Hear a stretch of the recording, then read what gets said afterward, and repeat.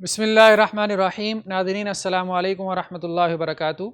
اصول حدیث کا ہمارا یہ کورس چل رہا ہے۔ آج اس سلسلے کا ہمارا 8واں لیکچر ہے، ٹھیک ہے جی، 8واں سبق ہے۔ تو ہم خبر مردود کی اقسام کو ڈسکس کر رہے تھے، یعنی کسی خبر کو رد کرنے کے، ریجیکٹ کرنے کے کیا اسباب ہوتے ہیں، کیا ریزنز ہوتی ہیں، کیا وجوہات ہوتی ہیں، ٹھیک ہے۔ تو ہم نے کہا تھا کہ خبر کو رد کرنے کے اسباب، ایک کیا ہے، ایک سکوت ہے، ٹھیک ہے، اور دوسرا طعن ہے۔ السقوط من الراوی، الطعن فی الراوی۔ طعن پھر ہم نے کہا تھا دو قسم کا ہے، عدالت سے متعلق اور ضبط سے متعلق۔ جو عدالت سے متعلق ہے کون کون سا ہے جی، بتائیں جی، بتائیں۔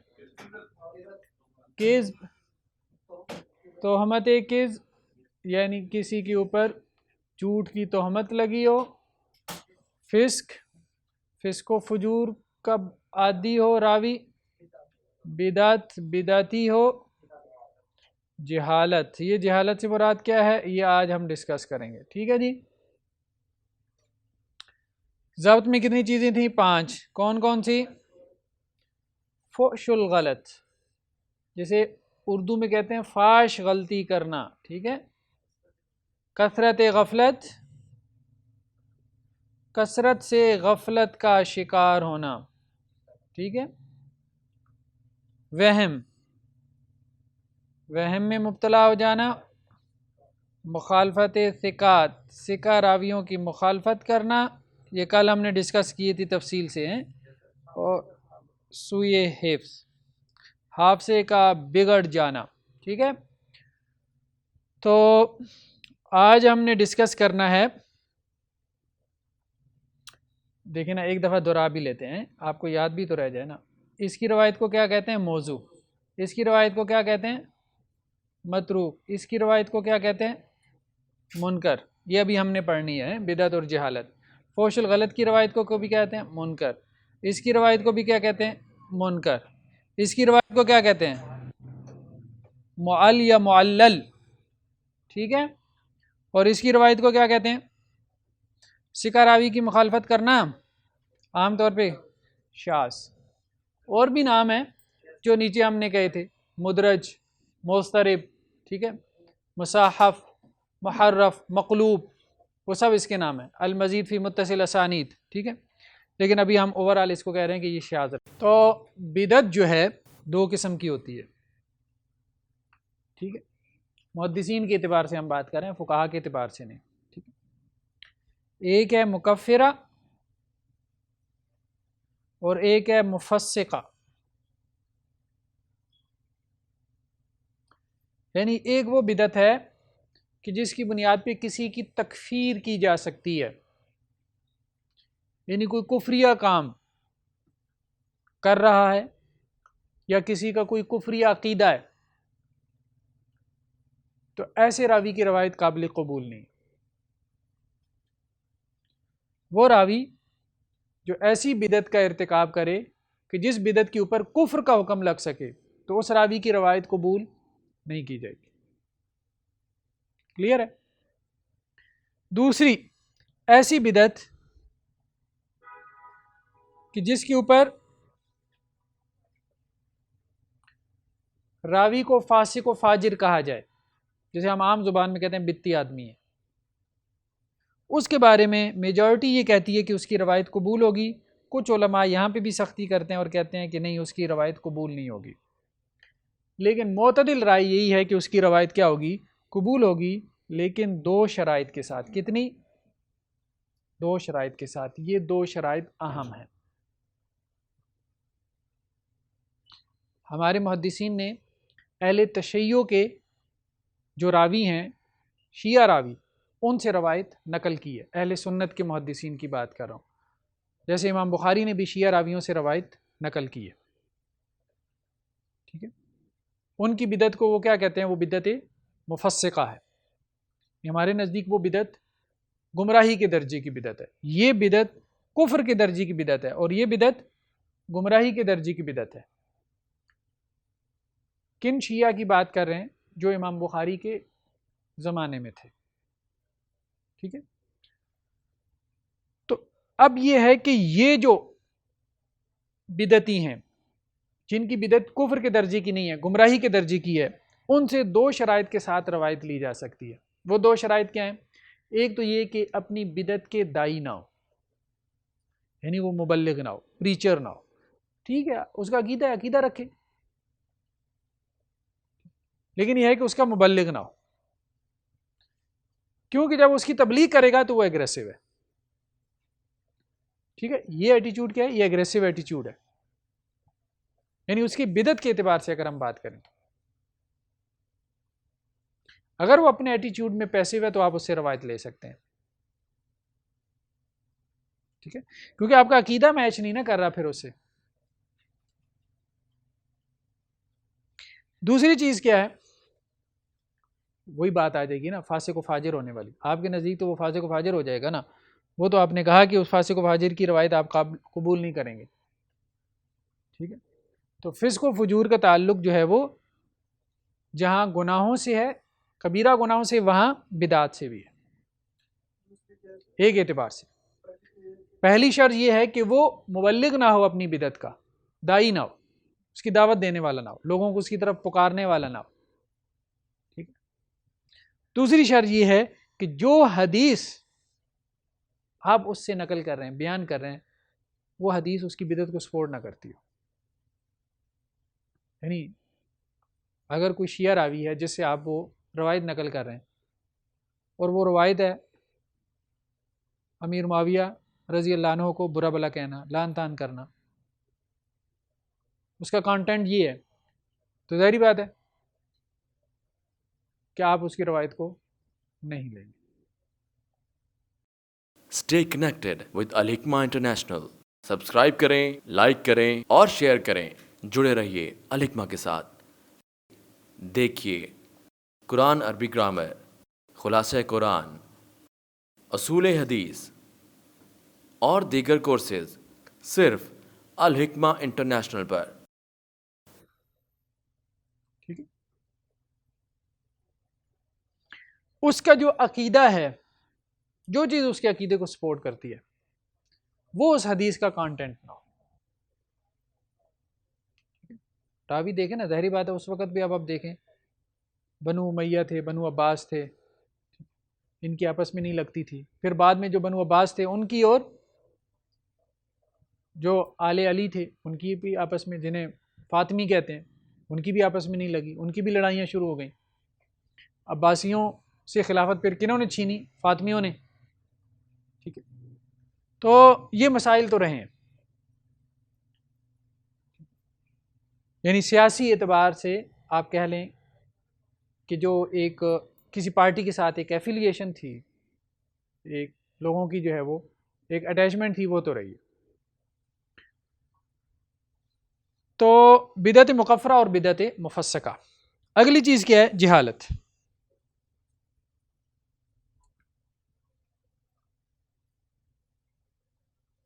جہالت جو ہے اس کے 2 اسباب ہیں. جہالت کی 2 وجوہات ہوتی ہیں. ہم نے کہا تھا جہالت سے مراد یہ اردو والی جہالت نہیں ہے، جاہل آدمی وہ نہیں، بلکہ یہاں پہ مراد جہالت سے مراد کیا ہے؟ کسی کا مجہول ہونا، انانیمس ہونا،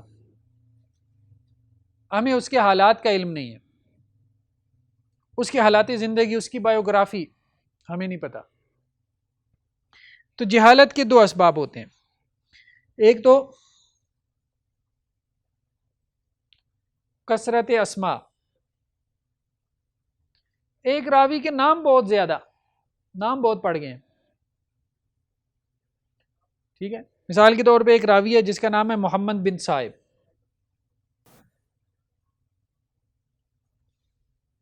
اصل نام اس کا یہ ہے،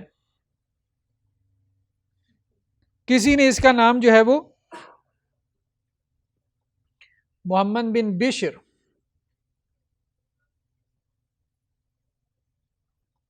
کسی نے اس کا نام کیا کر لیا؟ محمد بن بشر. صاحب اس کے ابا جان کا نام تھا، بشر اس کے دادا کا نام تھا. تو بات تو ٹھیک ہے، دادے کی طرف نسبت ہو گئی، اس کی بھی تو اولاد ہی ہے نا. لیکن اب ہمیں کیسے پتہ چلا؟ راوی کیا ہو گیا؟ مجہول ہو گیا. کسی نے جو ہے وہ اس کا نام جو ہے وہ حماد بن صائب یہ نقل کر دیا، کسی نے اس کو کنیت سے نقل کر دیا، کسی نے کہا کہ جی اس کا نام ابو النضر ہے، کسی نے کہا اس کی کنیت ابو ہشام ہے، کسی نے کہا اس کی کنیت ابو سعید ہے. ایک ہی بندے کے اتنے نام ہوں تو لوگوں کو کیا لگتا ہے جیسے یہ 6 بندے ہیں. حقیقت میں وہ کیا ہے؟ ایک ہی بندہ. اب وہ بندہ معروف بھی ہو تو کیا ہو جائے گا؟ مجہول ہو جائے گا. میرا نام زبیر ہے، میرے بچے کا نام عبداللہ ہے، آپ میں سے کوئی کہے گا جی ابو عبداللہ سے ہم پڑھتے رہے، تو میں کیا ہو جاؤں گا؟ مجہول ہو جاؤں گا نا. جس کو آپ بتائیں گے کہ آپ ابو عبداللہ سے پڑھتے رہے تو اس کے لیے میں کیا ہوں گا؟ مجہول ہوں گا. لیکن اگر آپ میرا پورا نام لیں کہ ڈاکٹر حافظ محمد زبیر، تو ہو سکتا ہے بہت سارے لوگ مجھے جانتے ہوں، اس نام سے جانتے ہوں. تو مجہول ہونے کی ایک وجہ کیا ہے؟ کثرت اسماء. ایک آدمی کے ایسے نام جن ناموں سے وہ معروف نہیں ہے، ٹھیک ہے، وہ نام لے لے کے اس کو پکارنا، اس کو یاد کرنا، اس کو بلانا. دوسری چیز کیا ہے؟ قلت روایت.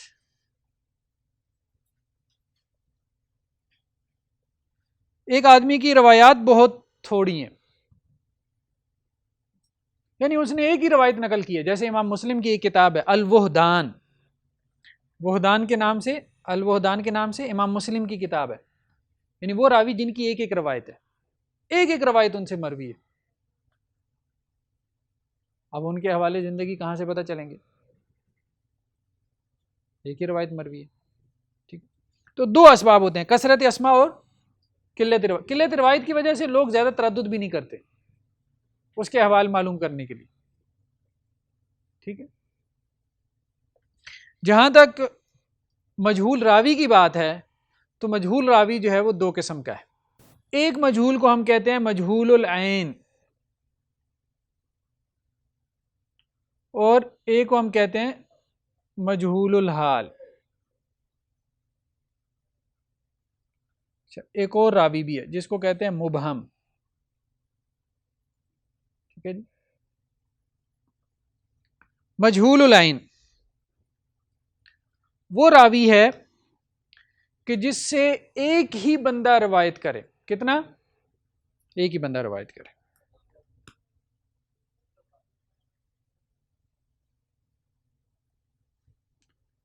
اور وہ بھی نہ بتائے کہ یہ کون ہے.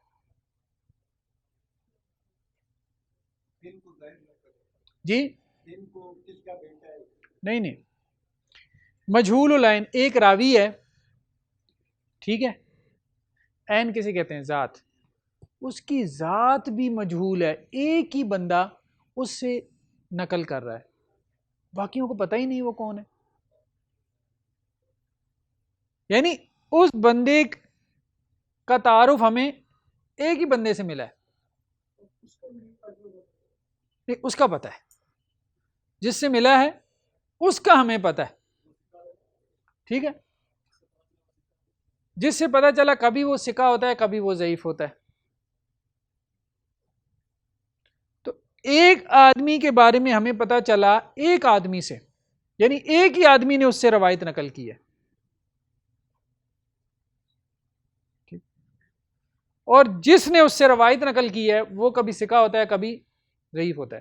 اگر تو وہ ضعیف ہے تو پھر تو ظاہری بات ہے آپ اس کی بات نہیں مانیں گے، لیکن اگر وہ ثقہ ہے تو پھر بھی محدثین کہتے ہیں کہ نہیں مانیں گے، احتیاط کی وجہ سے. کس وجہ سے؟ احتیاط کی وجہ سے. ایک وقت مانتے ہیں محدثین، کب؟ جبکہ وہ ائمہ جرح و تعدیل میں سے ہو، اماموں میں سے ہو، جرح و تعدیل کی ائمہ میں سے ہو. جرح و تعدیل ہم آگے پڑھیں گے.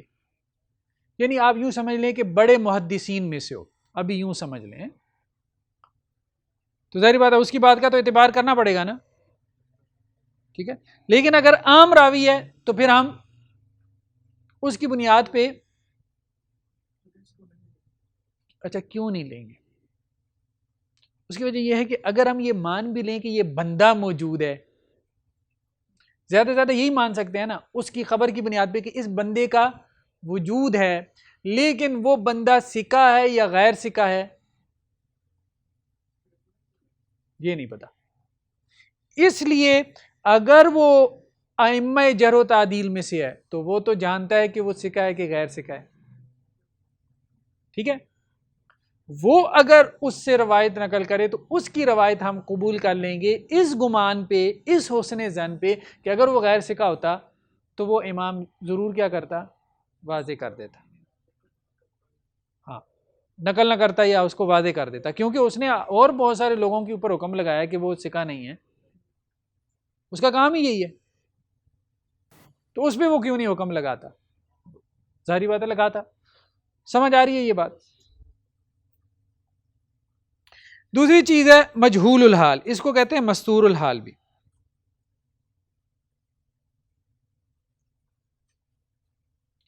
جس سے ایک سے زیادہ لوگوں نے روایت کیا ہو. ٹھیک ہے، ایک سے زیادہ لوگوں نے روایت کر لیا نا، تو اب یہ کنفرم ہو گیا کہ اس کا وجود ہے. مجہول الحال کا مطلب کیا ہے؟ ذات ثابت ہو گئی ہے، حال کا پتہ نہیں. یہاں ذات پہ بھی سوالیہ نشان ہے، پتہ نہیں ہے کہ نہیں ہے، بس ایک آدمی کی خبر ہے. یہاں ذات پہ بھی سوالیہ نشان ہے مجہول العین میں. مجہول الحال میں کیا ہے؟ ایک سے زیادہ بندوں نے روایت کیا ہے نا، تو مطلب یہ محسوس ہو رہا ہے کہ ہاں ہے، بندہ ہے، لیکن اس کے احوال کیا ہیں، حالات زندگی کیا ہیں، یہ نہیں پتا. تو اس کی روایت کا بھی حکم کیا ہوگا؟ قابل قبول نہیں ہے. کس وجہ سے؟ یہ پتہ نہیں ہے سکہ ہے غیر سکہ ہے کیا ہے. ٹھیک ہے، جھوٹ بولتا ہے نہیں بولتا، عادل ہے کیا ہے، ضابط ہے، کہاں سے پڑھا ہے، کون اساتذہ ہیں، کون شاگرد ہیں، کہاں سے حدیث کا علم حاصل کیا ہے، کہاں رہتا رہا ہے، کیسے اخلاق تھے، کیسا کردار تھا، کیسی زندگی تھی. ٹھیک، تو مجہول الحال. ایک اور ہے مبہم. مبہم یہ ہے کہ کوئی راوی جو ہے اس طرح سے بات کرے، نام ذکر نہ کرے. اخبارانی، مجھے خبر دی ثقۃ، ایک ثقہ راوی نے. کبھی راوی کہتا ہے اخبارانی رجل، مجھے ایک بندے نے بتایا.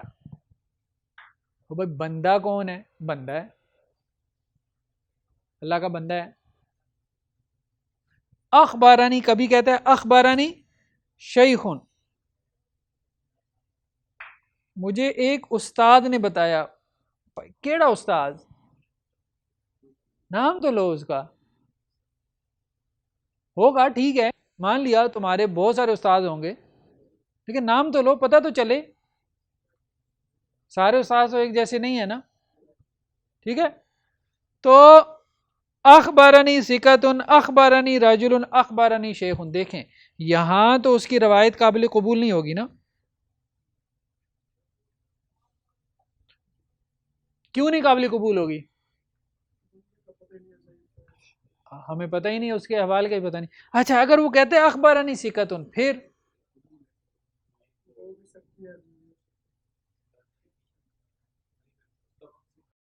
Stay connected with Al-Hikmah international. Subscribe کریں، لائک کریں اور شیئر کریں. جڑے رہیے الحکمہ کے ساتھ. دیکھیے قرآن عربی گرامر، خلاصہ قرآن، اصول حدیث اور دیگر کورسز صرف الحکمہ انٹرنیشنل پر.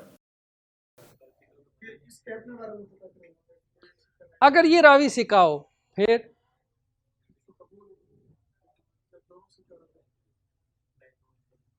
ٹھیک ہے. اب بات یہ ہے کہ اس کے نزدیک ہو سکتا ہے ایک بندہ ثقہ ہو، ہمارے نزدیک وہ ٹھیک نہ ہو. بھائی دنیا میں بہت سارے لوگ ہیں نا، میں سمجھتا ہوں کہ وہ بندہ بڑا ٹھیک ہے، آپ کہتے ہیں نہیں سر جی بڑا غلط بندہ ہے، مجھے تو اس سے باپ پڑا ہے، بندہ ٹھیک نہیں، 2 نمبر آدمی ہے. میں کہتا ہوں نہیں یار میرے ساتھ تو ٹھیک چلتا ہے. ہو سکتا ہے نا. تو صرف یہ کہنے سے کہ وہ سکہ ہے وہ ٹھیک ہے، اس سے یہ تو پتہ چل گیا کہ اس کے نزدیک سکہ ہے، لیکن ہمارے نزدیک سکہ ہے یہ تو تب پتہ چلے گا جب بندہ سامنے آئے گا.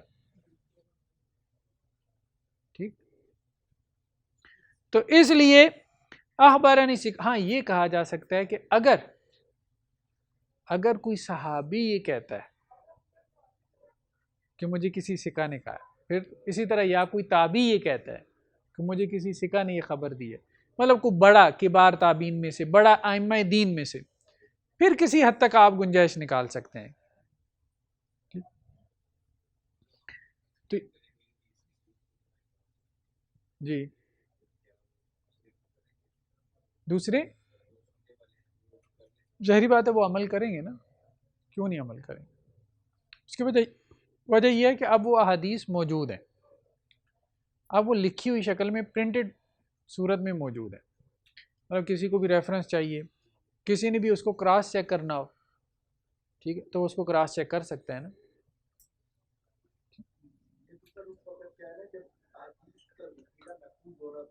زبانی محفوظ تھا اور ابھی مدون ہو رہا تھا، کمپائل ہو رہا تھا، کچھ کمپائل ہو بھی چکا تھا، کچھ ہو رہا تھا. پھر اس زمانے میں جب چیزیں کمپائل بھی ہو جاتی تھیں تو ہاتھوں سے لکھی ہوئی نسخے ہوتے تھے نا، کتابت. اب وہ نسخے کتنے لوگوں کے پاس ہوتے تھے؟ علماء کے پاس یا لائبریری میں بس. اب تو ہر ایک اسمارٹ فون میں ہے. میری لائبریری میرا اسمارٹ فون ہے، آپ کی لائبریری آپ کا لیپ ٹاپ ہے، ٹھیک ہے. شیخ گوگل سب کے پاس موجود ہے، مولانا گوگل سب کے پاس ہے. سو بلکہ علامہ کہنا چاہیے یار، وہ مولانا تو چھوٹا لفظ ہے اس کے لیے. ہر سوال کا جواب ہے اس کے پاس، ہر کتاب موجود ہے اس کے پاس. تو مجہول العین، مجہول الحال اور مبہم. ایک بات ہم نے کی تھی حسن لغیری میں، کیا بات کی تھی؟ ہم نے کہا تھا کہ ایک روایت کے ایک سے زیادہ ضعیف طرق ہوں تو وہ حدیث کیا بن جاتی ہے؟ حسن لغیری. کب؟ جبکہ اس میں ضعف کم ہو. تو ضعف کم ہونے کا مطلب کیا ہوتا ہے؟ یہ نہیں کہ وہ راوی جھوٹا ہو، یہ تو ضعف بہت بڑا ہے نا. تہمت کذب بھی کیا ہے؟ بڑا ضعف ہے. فسق و فجور بھی کیا ہے؟ بڑا ضعف ہے. فحش الغلط یہ بھی کیا ہے؟ بڑا ضعف ہے. چھوٹے ضعف یہ ہوتے ہیں جیسے آپ کہیں کہ جی یہ جہالت ہو گئی، کسی راوی کا مجہول ہونا، ٹھیک ہے. اب ظاہری بات ہے، دیکھیں اب اس کے اوپر کوئی الزام تو نہیں ہے نا، مجہول ہے، ہمیں نہیں پتا اس کے اوپر کوئی الزام تو نہیں ہے، ٹھیک، سکہ بھی ہو سکتا ہے وہ. ہم تو دیکھیں نا احتیاط کی وجہ سے سکہ ہو سکتا ہے نا، امکان ہے نا، پاسبلٹی ہے، 50% پاسبلٹی تو ہے نا سکہ ہو، 50% ہے کہ وہ ضعیف ہو. اس زمانے کی بات کریں، آج کل کے زمانے کی تو نہیں. تو اب اس میں ہم کیا کرتے ہیں؟ احتیاط کی وجہ سے اس کو چھوڑ دیتے ہیں. تو اب یہ جو ضعف ہے، یہ ضعف کیا ہے؟ کم درجے کا ضعف، ہلکے درجے کا ضعف. تو اگر ہلکے درجے کا ضعف ہو تو ایک سے زیادہ ضعیف روایتیں مل کے کیا ہو جاتی ہیں؟ حسن لغیری بن جاتی ہیں. وہ ضعف کیا ہوتا ہے؟ ختم ہو جاتا ہے. ٹھیک ہے، یعنی وہی بات ایک دوسرے طرق سے بھی آ رہی ہے، ایک دوسری سند سے بھی آ رہی ہے، ایک دوسرے راوی سے بھی آ رہی ہے. ٹھیک ہے، تو ہم کہیں گے نا کہ اب یہاں پہ احتیاط کی وجہ سے ہم نے اس کی بات کو چھوڑا تھا نا، اب ایک دوسرے بندے نے بھی وہی بات کر دی ہے، تو اب ہمیں لگا کہ نہیں اس کی بات میں کیا ہے؟ دم ہے، تھوڑا دم ہے. اس لیے جو ہے اس کو آپ کیا کریں؟ تھوڑا مارجن دیں، اس کو تھوڑا اپ گریڈ کر دیں، ذوق سے اوپر لیں. یہ بات بالکل غلط ہے. یہ جو رویہ ہے نا، انداز ہے نا، اصول حدیث کو لوگوں نے میتھس بنا لیا ہے. کہتے ہیں 0 + 0 = 0. مجھے بتائیں یہ بات میتھ میں تو ٹھیک ہے، ٹھیک ہے، کیا کہتے ہیں؟ ضعیف پلس ضعیف = یہ میتھ لگایا ہوا، یہ غلط ہے.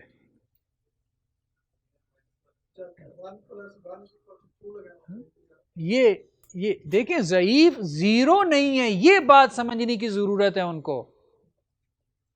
ضعیف روایت کیا زیرو ہوتی ہے؟ یہاں دیکھیں یہ زیرو پہ کھڑا ہے، یہ ثقہ ہو سکتا ہے کہ نہیں ہو سکتا؟ یہ 50% پہ کھڑا ہے، یہ روایت کہاں کھڑی ہے؟ 50% پہ. Stay connected with Al-Hikmah international. Subscribe کریں، لائک کریں اور شیئر کریں. جڑے رہیے الحکمہ کے ساتھ.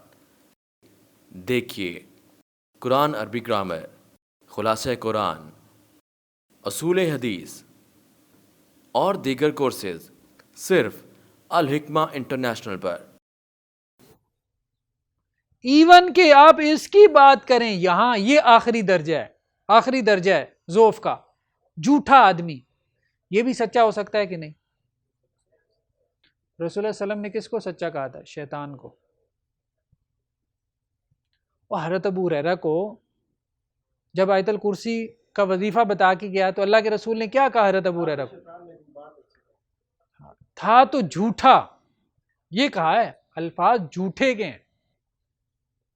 جھوٹا تھا لیکن بات سچی کر گیا ہے. جھوٹا آدمی بھی سچ بول سکتا ہے، پرلے درجے کا جھوٹا آدمی بھی سچ بول سکتا ہے نا. او بھائی جھوٹے کا مطلب یہ نہیں ہوتا کہ 24 گھنٹے جھوٹ بولے گا، یہ ہوتا ہے کیا؟ مطلب یہ ہے کہ اکثر جھوٹ بولتا ہے، اسی کو جھوٹا کہتے ہیں نا. یہ تو نہیں ہے کہ دن میں اگر اس نے 1000 باتیں کرنی ہے تو 1000 ہی جھوٹ بولنی ہے، بالکل مطلب فضول سی بات ہوگی نا. تو کہنے کا مطلب یہ ہے کہ امکان تو یہاں پہ بھی ہوتا ہے، یہاں پہ بھی ہوتا ہے. فاسق و فاجر سچ بول سکتا ہے کہ نہیں؟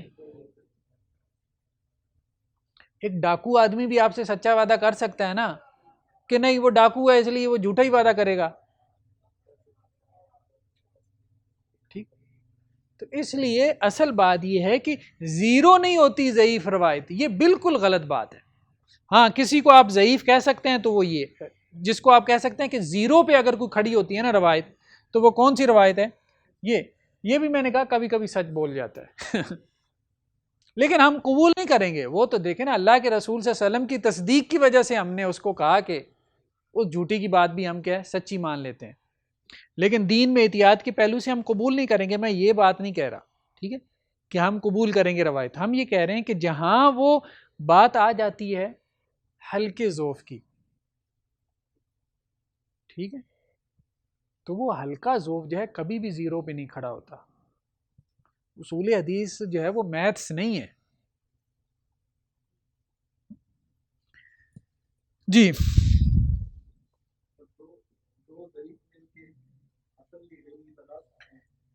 ایک سے زیادہ اگر اسناد ہو نا، 2 ہوں 4 ہوں 5 ہوں، تو وہ کیا ہو جاتی ہے؟ حسن لغیری. ہم نے اس کی کیا مثال ڈسکس کی تھی؟ لا ضرر ولا ضرار. کتاب بیوع کے اندر، یعنی جو بزنس اور ٹریڈ کا ہمارا نظام ہے، اسلامک بزنس اور ٹریڈ سسٹم جو ہے، اس کے اندر یہ پرنسپل کی حیثیت رکھتی ہے یہ حدیث، لا ضرر ولا ضرار. کچھ لوگ اب یہ کہتے ہیں کہ ضعیف پلس ضعیف از اکول ٹو ضعیف. ہمارے ہاں حسن لغیری کے حوالے سے 2 ایٹیچیوڈ ہیں. ایک تو محدثین کا، اور میجورٹی جو ہے اسی کو فالو کرتی ہے کہ حسن لغیری حدیث ہے. لیکن اہل حدیثوں میں شیخ زبیر علی زئی صاحب وہ سختی کرتے ہیں اس حوالے سے. وہ یہ کہتے ہیں کہ ضعیف پلس ضعیف از اکول ٹو ضعیف، اور ان کے جو شاگرد ہیں وہ بھی حسن لغیری کو نہیں مانتے اکثر و بیشتر. لیکن دوسری طرف شیخ اشارت اللہ قصری صاحب یا اور جو بڑے اہل حدیث کے کبار علماء ہیں، وہ حسن لغیری کو کیا کرتے ہیں؟ مقبول حدیث کا درجہ دیتے ہیں. اور یہی بات ٹھیک ہے.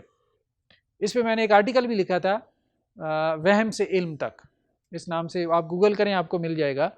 تو اصل بات یہ ہے کہ یہ جو لاجک بیان کرتے ہیں نا، یہ لاجک نہیں ہے، یہ ان لاجیکل بات ہے کہ ضعیف کو آپ جو ہے وہ از اکول ٹو زیرو قرار دیں. ضعیف کبھی زیرو پہ ہوتی نہیں ہے. ٹھیک ہے، کوئی بھی خبر ہے نا، خبر میں دیکھیں درجات ہوتے ہیں 1 سے 100 تک. 100 پہ جب آپ آ جاتے ہیں تو آپ اس کو خبر قطعی کہتے ہیں. جب آپ 50 پہ ہوتے ہیں تو آپ اس کو کیا کہتے ہیں؟ شک. جب 50 سے آپ اوپر ہوتے ہیں تو اس کو آپ ظن کہتے ہیں. جب 50 سے نیچے ہوتے ہیں تو آپ اس کو وہم کہتے ہیں. ٹھیک ہے، مطلب یہ پوری ایک سائنس ہے. بہرحال چلیں جی، اگلا کیا ہے؟ سوئے حفظ. سوئے حفظ جو ہے وہ دو طرح کا ہے، ایک مستقل اور ایک عارضی۔ ایک آدمی بچپن سے ہی برے حافظے کا شکار ہے، بچپن سے پیدائشی طور پہ اس کا حافظہ کند ذہن ہے، کمزور نہیں، کند ذہن ہے۔ سوئی حفظ کا صحیح ترجمہ کیا ہوگا؟ کند ذہن، کچھ چیز یاد ہی نہیں رہتی اس کو، ہر چیز بلا دیتا ہے، خلط ملط کر دیتا ہے، گٹ مٹ کر دیتا ہے، مکس کر دیتا ہے چیزوں کو۔ تو اس کی روایت قبول ہوگی؟ ظاہری بات ہے نہیں ہوگی۔ جس کا ہے عارضی، کسی بندے کی نظر چلی گئی، اب جو اس نے لکھا تھا اب وہ دیکھ تو سکتا نہیں ہے۔ ہم نے کہا تھا نا ضبط کی دو قسمیں ہیں، ایک ضبط صدر ہوتا ہے سینے میں محفوظ کر لینا، اور ایک ہے ضبط سفینہ یعنی اپنے کاپی میں محفوظ کر لینا۔ اب اس نے لکھ کے محفوظ کیا تھا، اس کی بصارت جاتی رہی، تب اس کا ضبط بھی چلا گیا۔ یا بعض اوقات کوئی ایکسیڈنٹ ہو جاتا ہے، دماغ کو چوٹ لگ گئی، جس کے بعد انسان کی میموری، جسے کہتے ہیں نا شارٹ ٹرم میموری لاس ہو جاتی ہے، لانگ ٹرم میموری لاس ہو جاتا ہے، ٹھیک ہے۔ تو اب کیا ہے، اس کو کہتے ہیں عارضی سوئی حفظ کا شکار ہونا۔ تو اس میں ما قبل عارضہ اور ما بعد عارضہ، تو جب سے اس کو سوئی حفظ ہوا ہے اس کے بعد کی روایت قبول نہیں ہوگی، لیکن اس سے پہلے کی قبول ہوگی۔ اس سے پہلے وہ جو روایتیں نقل کر چکا وہ روایات کیا ہوں گی؟ قابل قبول ہوں گی، جب سے اس کے حافظے کا مسئلہ ہوا، ٹھیک ہے۔ یہی بات ہے نا لاجیکل۔ انتہائی سند کے اعتبار سے، ٹھیک ہے جی، خبر کی تقسیم، یہ ہمارا نیکسٹ ٹاپک ہے۔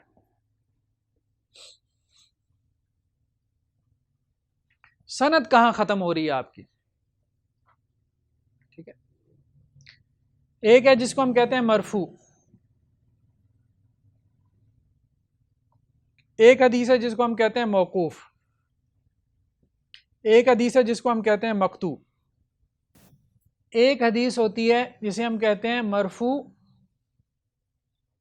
صریح، اور ایک ہے مرفوع حکمی، صریحاً مرفوع، حکماً مرفوع۔ اس کو میں واضح کرتا ہوں۔ صریحاً مرفوع پھر اس کی تین قسمیں ہیں، قولی، فعلی، تقریری۔ حکماً مرفوع پھر اس کی تین قسمیں ہیں، قولی، فعلی اور تقریری۔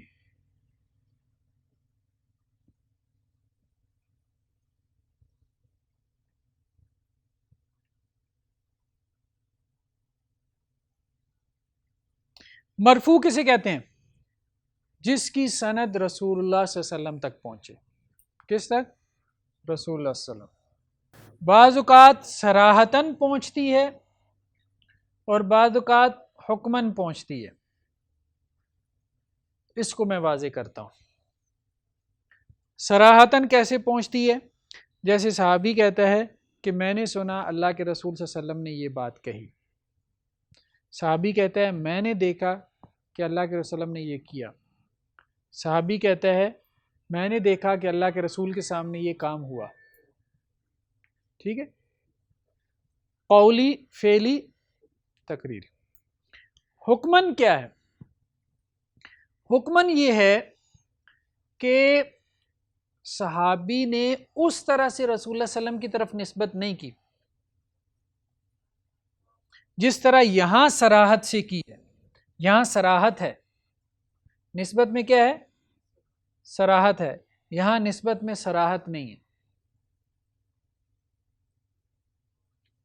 مثال کے طور پہ جیسے انہوں نے یہاں پہ ایک حدیث بیان فرمائی کہ عمار بن یاسر یہ کہتے ہیں من صام یوم الشک،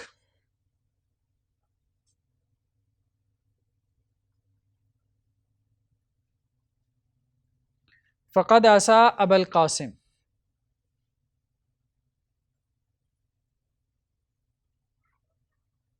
ابا القاسم کس کی کنیت تھی؟ اللہ کے رسول صلی اللہ علیہ وسلم کی نا. تو عمار بن یاسر رضی اللہ عنہ صحابی رسول وہ یہ کہتے ہیں جس نے یوم شک کا روزہ رکھا، شک والے دن کا روزہ، جس دن آپ کو شک ہے، ہاں عید ہے کہ روزہ ہے، جس نے شک والے دن کا روزہ رکھا اس نے ابو القاسم کی نافرمانی کی، اللہ کے رسول صلی اللہ علیہ وسلم کی. اب بتائیں، یہ انہوں نے اس میں صراحت سے نہیں کہا کہ یہ رسول اللہ کی بات ہے، لیکن انداز کیا ہے؟ انداز یہی ہے کہ یہ رسول اللہ کی بات ہے. اس کو کہتے ہیں حکمن مرفوع. صراحت نہیں ہے لیکن انداز یہ بتا رہا ہے، اتنا دو ٹوک انداز یہ بتا رہا ہے کہ یہ رسول اللہ صلی اللہ علیہ وسلم کی بات ہے. ابو القاسم، اس نے ابو القاسم یعنی رسول اللہ صلی اللہ علیہ وسلم کی مخالفت کی. جیسے مثال کے طور پہ حضرت علی رضی اللہ تعالیٰ عنہ نے کیا کیا؟ صلاۃ الکسوف. صلاۃ الکسوف کون سی ہوتی ہے؟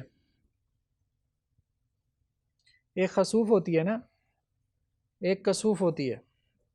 کسوف وہ ہے جو سورج گرہن کی ہو، سورج گرہن لگ جائے نا، اس کی نماز کو کیا کہتے ہیں؟ صلاۃ الکسوف. حضرت علی نے جب صلاۃ الکسوف کی 2 رکعتیں پڑھائیں تو اس میں کتنے رکوع کیے؟ 2. کتنے رکوع کیے؟ اب انہوں نے اس کی نسبت اللہ کے رسول کی طرف نہیں کی، لیکن اب ظاہری بات ہے کہ ایک صحابی 2 رکوع کر ہی نہیں سکتا جب تک کہ اس نے یہ چیز رسول اللہ صلی اللہ علیہ وسلم سے نہ دیکھی. اس کو کہتے ہیں کہ اگر مسئلہ غیر اجتہادی ہو، کیا ہو؟ مسئلہ غیر اجتہادی ہو، یعنی اس میں اجتہاد کا عمل دخل نہ ہو. مثال کے طور پہ امور غیبیہ سے متعلق ہو، جنت جہنم کی خبر ہے، فتن سے متعلق ہو، مستقبل میں آنے والی جو فتنے ہیں ان کی پیشین گوئیاں ہیں، پریڈکشنز ہیں. اب یہ باتیں ایسی ہیں جو صحابی اپنی طرف سے نہیں کر سکتا. اگر اس نے کی ہے اور نسبت نہیں کی رسول اللہ صلی اللہ علیہ وسلم کی طرف تو گویا پھر بھی بات یہی ہے کہ اس نے اللہ کے رسول سے سنی. ظن غالب یہی ہے. تو صحابی کا یہ جو عمل ہے کہ صلاۃ الکسوف میں 2 رکوع کرنا، 2 رکوع، 2 سجدے تو ہوتے ہیں نماز میں، 2 رکوع تو نہیں ہوتے. تو اب یہ کیا ثابت کرتا ہے کہ یہ حکمن فعلی ہے، یعنی انہوں نے اللہ کے رسول کو کیا دیکھا ہوگا ایسا کرتے ہوئے. تقریری کیا ہے؟ صحابہ کہتے ہیں ہم اللہ کے رسول کے زمانے میں یہ کرتے تھے. یہاں پہ کیا ہے؟ صحابہ کہتے ہیں اللہ کے رسول کے سامنے ہم نے یہ کیا. ٹھیک ہے، وہ صراحت ہو گئی. اس میں کیا ہے کہ اللہ کے رسول کے زمانے میں ہم یہ کام کرتے تھے. تو اللہ کے رسول کی نالج میں یہ بات آئی ہوگی تو اللہ کے رسول نے ہمیں منع نہیں کیا، تو گویا وہ کام کیا ہے؟ جائز. ٹھیک ہے جی. جیسے صحابہ کہتے ہیں نہینا، ہمیں اس کام سے منع کیا گیا، یا امرنا، ہمیں اس کام کا حکم دیا گیا. یہ نہیں کہا کہ اللہ کے رسول نے دیا، لیکن ہمیں دیا گیا یا ہمیں منع کیا گیا، تو مراد کیا ہے؟ اللہ کے رسول کی. اس کو کہتے ہیں حکمن. یہ تقریری حدیث ہے. ٹھیک. موقوف روایت کیا ہے؟ جو صحابی تک پہنچے. ٹھیک ہے، صحابی کسے کہتے ہیں؟ ایک یہ ہے ایمان، ایک شرط کیا ہے؟ ایمان، ایمان کی حالت، یہ پہلی شرط ہے. دوسری